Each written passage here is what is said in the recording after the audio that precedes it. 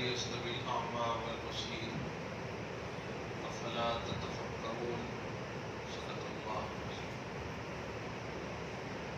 رسول برکت کے لیے درود شریف پڑھیے. اللہم صل وسلم علی سیدنا و شفیعنا و حبیبنا مولانا محمد معدن الجود والکرم وآلہ الکرام وابنہ الکریم وآلہ واصحابہ وبارک وسلم صلی اللہ تعالی علیہ وسلم. سورۃ الانعام سورہ نمبر 6 کی آیت نمبر 50 کا آخری حصہ درس کا باقی ہے. اللہ سبحانہ حق اور باطل، نور اور ظلمت،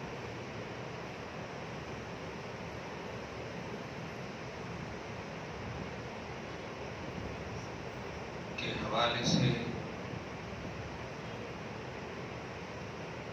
علم اور جہالت کے حوالے سے بھی بار بار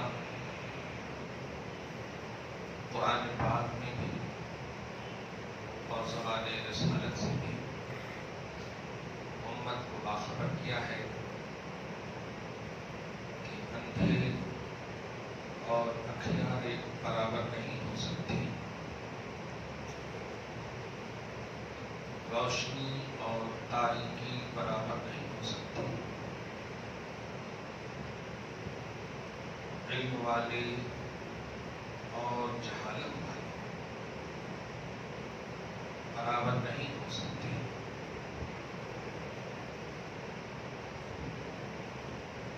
گزشتہ درس میں 3 کفار کے بے موقع اور بے محل سوالات کے جوابات اللہ پاک نے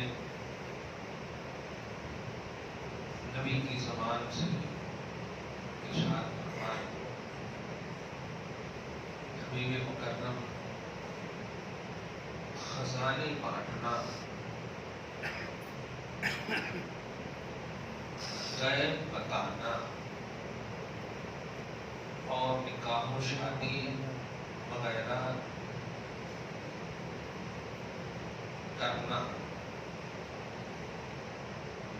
یہ رسالت کی ذمہ داری نہیں ہے، یہ انہیں بتا دیجیے. رسول کی جو رسپانسبلٹی ہے وہ آپ ادا کر رہے ہیں، اس کے علاوہ ان کی جو سوالات ہیں وہ بھیجا ہے. دولت مانگنا،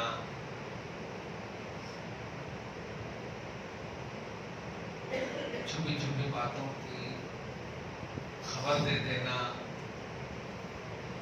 یا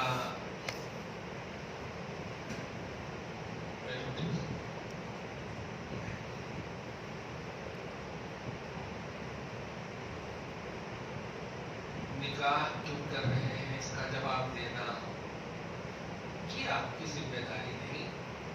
رسول کی سب سے بڑی ذمہ داری یہ ہے کہ وہ اللہ کی توحید خلق کے دل میں ڈال دیں، اور وہ آپ کر رہے ہیں.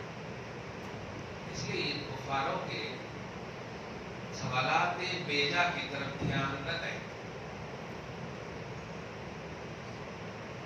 اب دوسری بات،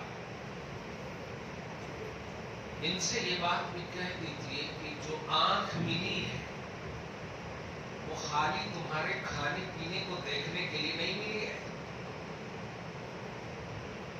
صحیح اخیارہ وہ ہے جو جس نے آنکھ دیا ہے اسے پہچان لے. جس نے آنکھ ہمیں عطا کیا ہے اس کا آپ کو نالج ہوتا ہے، یعنی اللہ پاک نے آپ کو عطا کیا تو آپ اللہ کو جان جائیں، یہ ہے. ورنہ آپ آنکھ رکھ کے بھی اندھے ہیں. اللہ فرماتا ہے صحیح دل والا وہ ہے جو اللہ کی بات کو دل سے مانے. دل مطمئن ہو خدا کی بات پر، جس کا وہ دل والا ہے، اور ادھر ادھر دل لگائے خالق سے دور ہو جائے، وہ دل رکھ کر کے بھی دل والا نہیں، مہر ہے گویا ختم اللہ علی قلوبہم وهم صحیح کان والا وہ ہے جو اللہ کی توحید اور اس سے ریلیٹڈ باتوں کو سنے اور قبول کرے۔ اب جو نہیں سنتا ہے، منمانی سنتا ہے، خواہشات کی باتیں سننا چاہتا ہے، وہ کان رکھ کر کے بھی بہرا ہے۔ یہی مفہوم ہے اس کا سم بکم عمی۔ ریئل میں اندھے نہیں تھے، وہ بہرے نہیں تھے، گونگے نہیں تھے، مگر جو جس کی حیثیت اللہ پاک نے رکھی تھی اس کے خلاف کر رہے تھے، اس لیے اللہ نے کہا وہ رکھ کے بھی بیکار کر۔ ابھی ایک مثال بڑی اہم آئے گی، اس کی مثال میں پہلے دے دیتا ہوں۔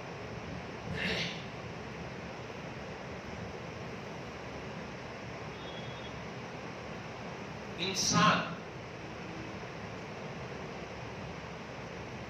آنکھ کان ناک جو کچھ بھی اللہ نے دیا ہے، اس کا صحیح استعمال کر لے تو فرشتوں پر فائق ہو جاتا ہے۔ فائق بولے تو بلند، اور اگر صحیح استعمال نہ کرے تو جانور سے بدتر ہو جاتا ہے۔ قرآن کا کانسیپٹ ہے۔ قرآن کہتا ہے انہم الا کالانعام، یہ چوپایوں کی طرح ہے۔ یہ کون ہے؟ یہ وہی جو آنکھ کان دل رکھ کر کے اس کا صحیح استعمال نہیں کرتا، بلکہ قرآن نے آگے بڑھ کر کہا چوپائے تو اپنی خواہش سے کھاتے پیتے ہیں، وہ اپنی خواہش کے خلاف نہیں کھاتے پیتے، اتنی تو اس کو سمجھ ہے، لیکن تمہیں تو یہ بھی سمجھ نہیں ہے کہ آنکھ کہاں استعمال کرنی چاہیے، کان کہاں استعمال کرنا چاہیے۔ اس لیے اللہ فرماتا بلہم اضل، یہ چوپایوں سے بھی بدتر ہے۔ واہ! تو انسان اگر اللہ کی عطا کردہ نعمتوں کا صحیح استعمال کرتا ہے تو وہ فرشتوں سے افضل کا عنوان پاتا ہے، اور نہیں تو وہ چوپایوں سے بھی بدتر کا عنوان پاتا ہے۔ قرآن نے فیصلہ کیا، اللہ ہم سب کو جو چیز بھی عطا کیا ہے اس کا صحیح استعمال کرنے کی توفیق نصیب فرمائے۔ آمین آمین۔ فرماتا ہے قل هل يستوي الاعمى والبصير، تم ڈرا کیوں رہے ہو ہمارے؟ ٹھیک سے بیٹھو، آرام سے بیٹھو۔ حبیب مکرم آپ کہہ دیجئے کہ اندھے اور اکھیارے برابر نہیں ہو سکتے۔ افلا تتفکرون، تو غور و فکر کیوں نہیں کر رہے؟ آیت نمبر 50 کا آخری حصہ ہو گیا۔ وَأَنذِرْ بِهِ الَّذِينَ يَخَافُونَ أَن يُحْشَرُوا إِلَىٰ رَبِّهِمْ، اور اس قرآن کے ذریعے، اللہ کی وحی کے ذریعے انہیں ڈرائیے۔ یہ بات یاد رکھیے گا کہ اپن جو ڈرنے ڈرانے کا لفظ بولتے ہیں نا، اس میں ایک ہیبت کا ایک مفہوم ہوتا ہے، لیکن جب اللہ کہے نبی کو ڈرانے کے لیے تو اس کا مطلب ہیبت نہیں ہے، بلکہ عذاب سے بچائیے، عذاب سے بچائیے۔ جیسے دیکھیے نا، ڈرا رہے نا آپ کو، کون لوگ نہ لگاتے کہ کیا کرتے، یہ ڈرا رہے ہیں، اگرچہ ارادے کچھ اور ہو، لیکن یہ آپ کو بچانے کی کوشش کرے، جو بھی ہو، یہ آپ کی حفاظت کے حوالے سے آپ کے ہیلتھ کی فکر مند ہے۔ خیر، اللہ ہم سب کی حفاظت فرمائے، اور اللہ ہی حفاظت فرمانے والا ہے۔ تو ڈرائیے انہیں، یخافون، جو ڈرتے ہوں اس بات سے، کیا بات ہے، ان یحشروا الی ربہم، کہ اپنے رب کے پاس تو جانا ہی ہے، اپنے رب کے پاس جو جانا ہی ہے کا عقیدہ رکھتا ہو، انہیں ڈرائیے۔ میں کبھی کبھی سوچنے پہ مجبور ہو جاتا ہوں کہ آپ ایمان لائے، الحمدللہ، تو ایمان لائے کافی تھا نا، لیکن کہہ رہا ہے تم ڈرو۔ کافر کو غیروں کو اللہ نہیں کہہ رہا ہے کہ ڈرائیے، جو اللہ پر ایمان رکھتے ہیں، یقین رکھتے ہیں، اس کو ڈرائیے۔ اس کی دنیاوی ایک مثال دو، کوئی آپ کے گھر میں خدا نہ خواستہ کسی کے گھر میں بھی چوری ہو جائے، پولیس آتی ہے تو چور کو نہیں تحقیق کرتی ہے، آپ سے پہلے پوچھتی ہے کہاں رکھے تھے، کیوں رکھے تھے، سوری یہ وقت تو نہیں ہے لیکن پوچھنا پڑے گا، سمجھ رہے نا؟ یہ تو اپنوں سے پوچھا جاتا، اپنوں کو ڈرایا جاتا۔ گویا ایمان والوں کو اللہ پاک ڈرانے کی بات کہہ کر یہ ذہن دے رہا ہے کہ تم میرے ہو، اسی لیے ڈرا رہا ہوں۔ اور اسی لیے اس حدیث کا مفہوم بھی آج واضح کر دوں، جو لوگ تھوڑی سی مس گائیڈ کرتے ہیں اس حدیث سے، کہ نبی نے فاطمہ کو کہا فاطمہ نیک عمل کرو، میں اللہ کے مقابلے میں تیرا کچھ نہیں کر سکتا۔ تو یہ ٹھیک ہے، حدیث اپنی جگہ پر صحیح ہے، ایکسپلین صحیح نہیں ہے بعض لوگوں کا۔ وہ کیا ہے کہ جب نبی نے فاطمہ کو کہا فاطمہ کو نہ بچا سکے تو آپ کو کیا بچائیں گے، یہ غلط ایکسپلین ہے۔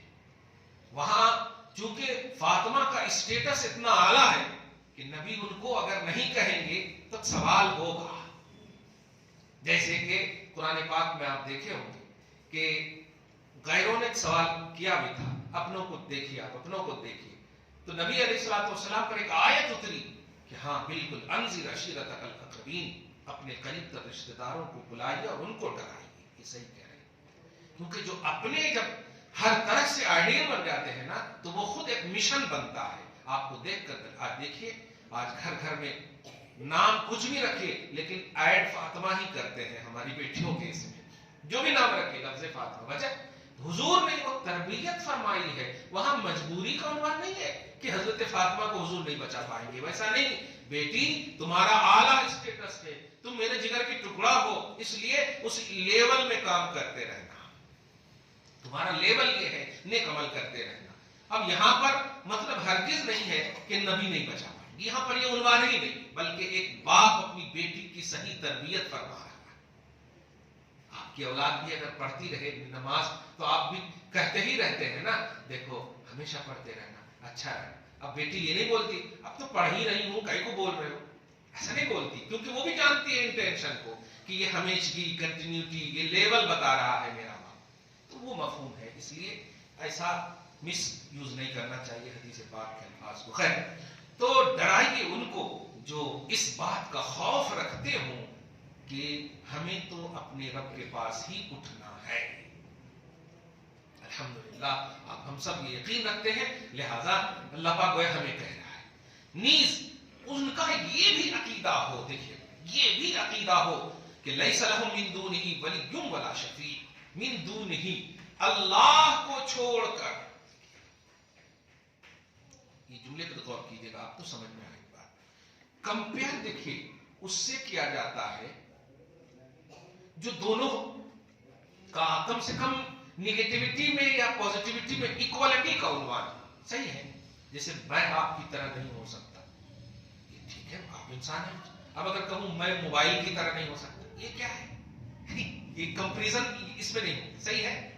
کمپیئر کے لیے نیگیٹیوٹی، یہ تضادین، کچھ تو اس کے اندر سملرٹی پائی جائے، کچھ تو کامن کا ایک نظریہ پایا جائے، صحیح ہے کہ نہیں؟ تب جو ہے تشبیہ دی جاتی، توازن کیا جاتا یا کمپیئر کیا جاتا۔ محمد رسول اللہ صلی اللہ علیہ وسلم مخلوق ہے، صحیح ہے، اور اللہ سے کیسے کمپیئر کر سکتے ہیں آپ ان کو؟ اسی طرح جتنے بھی انبیاء اور ولیاء ہیں، میں بہت اہم بات کہنے جا رہا ہوں اس آیت کریمہ سے، تاکہ یہ آیت جب دیکھ لیں تو 48 مقامات پر قریب اس طرح کی آیتیں ہیں، ان تمام آیت کو آپ سمجھ جائیے گا کہ مخلوق کتنا بھی پوزیشن یا کتنی بھی بلندی پالے، اب ایک لفظ بول دیجئے نا، محمد عربی صلی اللہ علیہ وسلم سے بڑھ کر مخلوق میں کوئی نہیں ہے، آپ سے بڑا کسی کا پوزیشن نہ پاسٹ میں، نہ پریزنٹ میں، نہ فیوچر میں ہو سکتا ہے، کلیئر ہے؟ مگر یہ جو پوزیشن ہے یہ گفٹڈ پوزیشن ہے۔ اب اگر محمد عربی صلی اللہ علیہ وسلم کو کمپیئر کرنا ہو تو ان کے مد مقابل میں کون ہوں گے؟ امتی بھی نہیں ہوں گے، نبیاں ہوں گے، صحیح ہے نا؟ اب کہا جائے گا محمد کے برابر آدم نہیں، محمد کے برابر شیس نہیں، محمد کے برابر نوح نہیں، محمد کے برابر انبیاء کرام نہیں۔ اب نیچے والے کو کہیں گے تو بیوقوفی ہے نا؟ تو कंपेयर किया जाता है जो कुछ तो कॉमनिटी उसके अंदर हो, समझ गया? अब अल्लाह से कंपेयर कैसे कर सकते? कंपेयर करना होगा आपको तो कहना होगा लात उज़्ज़ा अल्लाह का मुकाबला नहीं कर सकते, बुत अल्लाह का मुकाबला नहीं कर सकते, ये मैं बताने जा रहा हूं, समझ गए? अब इस आयत के करीमा में देखिए अल्लाह फरमा रहा है जो ये अकीदा रखे कि उनके लिए अल्लाह के सिवा, देखिए अल्लाह के सिवा, तो किसकी नफी हो रही? अल्लाह की नफी हो रही है। क्या है? अल्लाह के सिवा कोई मददगार नहीं, अल्लाह के सिवा कोई शफीर नहीं। अब जब अल्लाह के सिवा मददगार नहीं तो अल्लाह की तरह वाले को लाइए आप, जो समझते हैं, यानी लात इनकी मदद नहीं कर सकते, उज़्ज़ा इनकी मदद नहीं कर सकते, मनात इनकी मदद नहीं कर सकते, बुत इनकी मदद नहीं कर सकते। ये मफहूम होगा ना? अब यहां पर इस आयत में ये कोट करना कि नबी मदद नहीं कर सकते, वली मदद नहीं कर सकते, ये आयत के बिल्कुल खिलाफ है और बिल्कुल कॉमन नजरिया के खिलाफ है, इजी सेंस और इजी थिंकिंग के खिलाफ। सही है? क्योंकि कहा जा रहा अल्लाह के अलावा कोई मदद नहीं कर सकते, मतलब अल्लाह के अलावा किसको मददगार समझते थे कुफ्फार?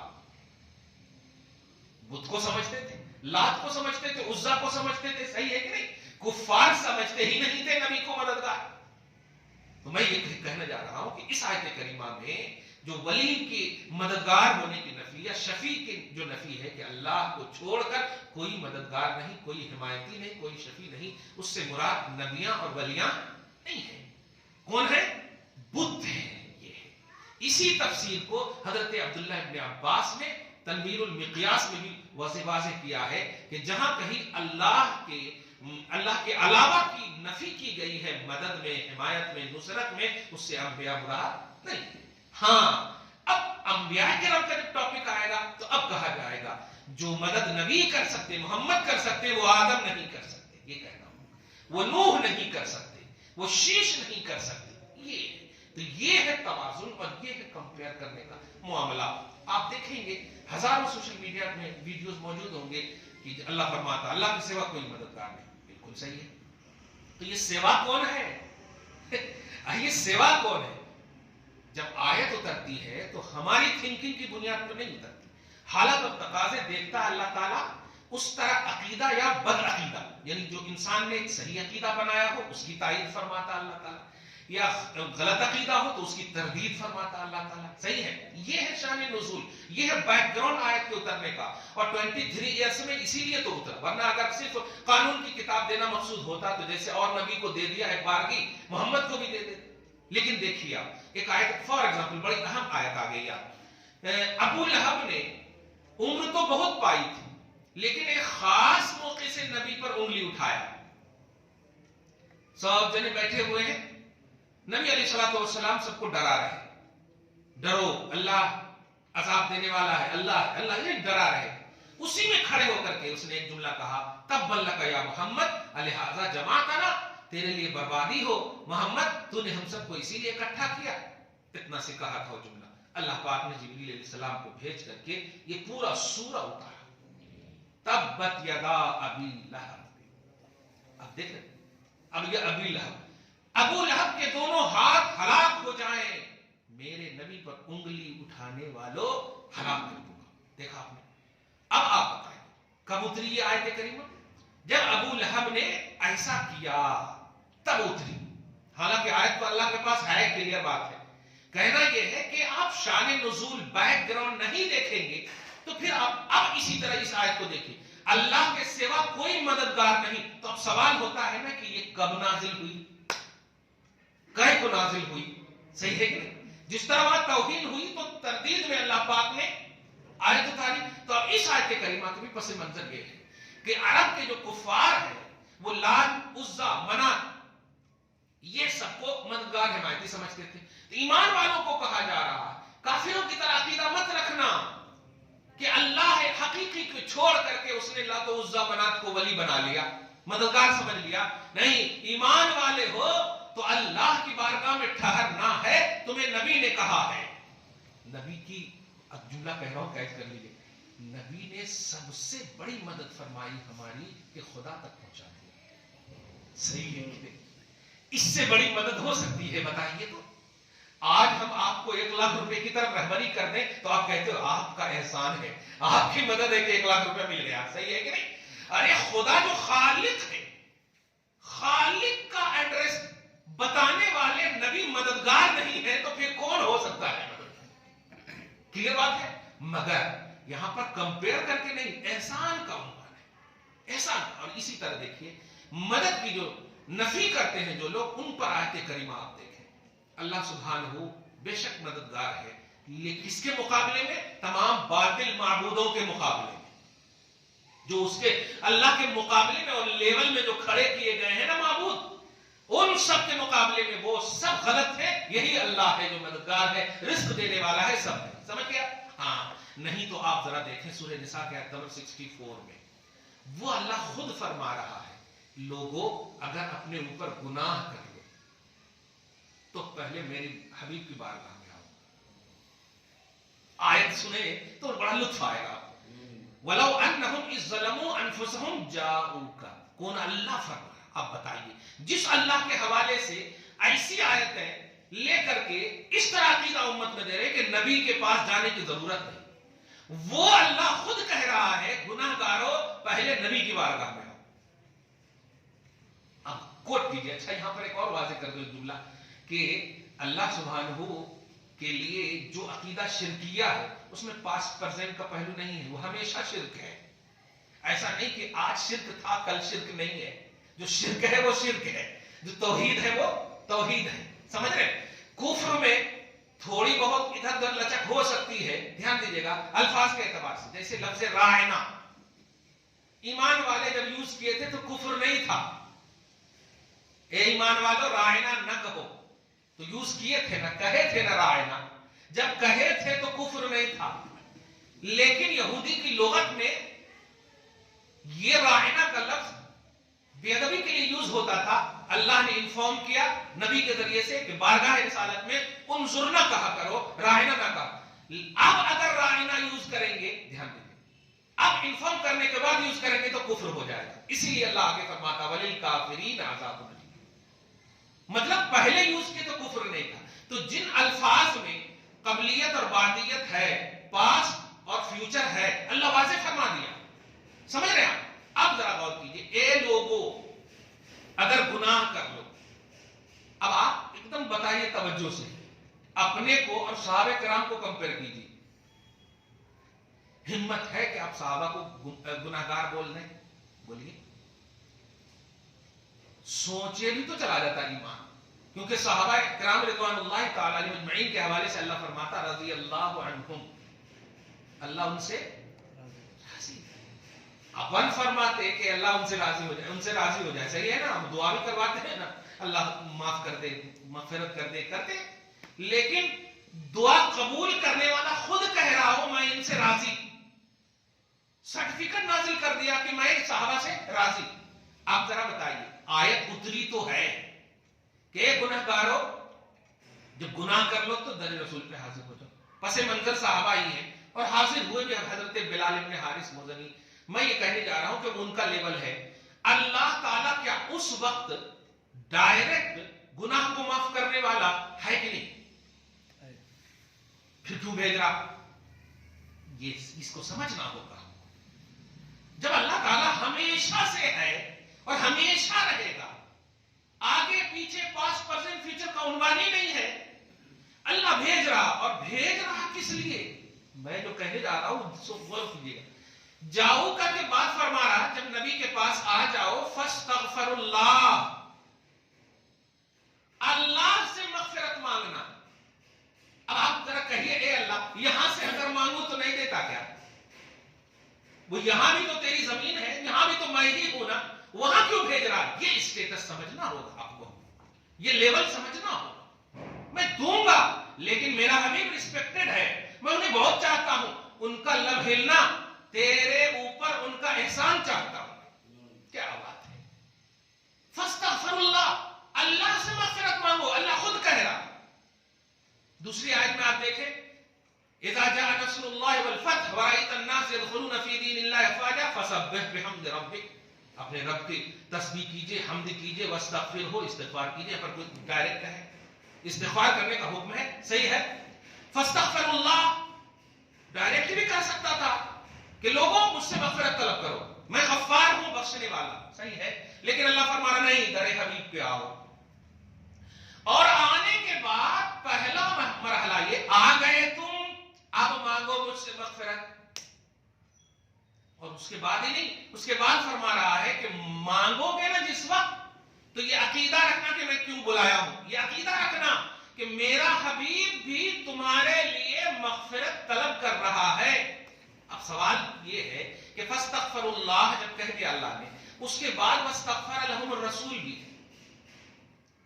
آپ کو جب اللہ نے کہہ دیا مغفرت مانگو، تب تو بات کلیئر ہو گئی نا، بخشنے والے نے آپ کو کہہ دیا کہ مغفرت مانگو. لیکن آگے پھر کہہ رہا ہے عقیدہ یہ رکھنا کہ تمہارے لیے میرا حبیب بھی مغفرت مانگ رہا ہے. مطلب تمہاری طلب مغفرت انکمپلیٹ ہے، اسے کمپلیٹ کرنے کے لیے لب مصطفیٰ چاہ رہا ہوں. یہی مفہوم ہوا. ایک قرآن کی وضاحت ہو رہی، ایک ایک لفظ ہے اس میں. اب اس کے بعد فرما رہا لَوَجَدُ اللَّهَ التَّوَّابَ الرَّحِيمَ، اب تم دیکھو گے کہ میں تیری توبہ بھی قبول کروں گا اور تجھ پر رحم بھی کروں گا. تو اب اس آیت کریمہ سے کیا کلیئر ہے، اس کا مطلب کیا سمجھ میں آیا کہ نبی کو اللہ کے مقابلے میں مت یوز کیجیے. وہ مقابل کا عنوان ہے ہی نہیں. اللہ خود نبی کی بارگاہ میں جب بھیجے، آنکھ بند کر کے جائیے، یہی توحید ہے. اسی طرح ولیوں کا عنوان بھی آپ دیکھیں جو اللہ کے محبوب بندے ہیں. سمجھ رہے نا، اللہ کا نبی اپنے من سے کچھ نہیں کرتا، صحیح ہے. تو پھر چندہ کیوں مانگ رہے؟ کئی ایسے موقع آئے، آپ حضرت ابو بکر اور عمر کا عنوان سمجھے نا، کتنا لائے ہو ابو بکر، کتنا لائے ہو عمر. تو ابو بکر نے کہا سب لایا ہوں، اور عمر ابن خطاب نے کہا آدھا لایا ہوں. تو مطلب مانگا تھا تب نا. اب اگر کیا اس اعتبار سے آپ نبی کے اوپر کچھ انگلی اٹھا سکتے؟ معاذ اللہ.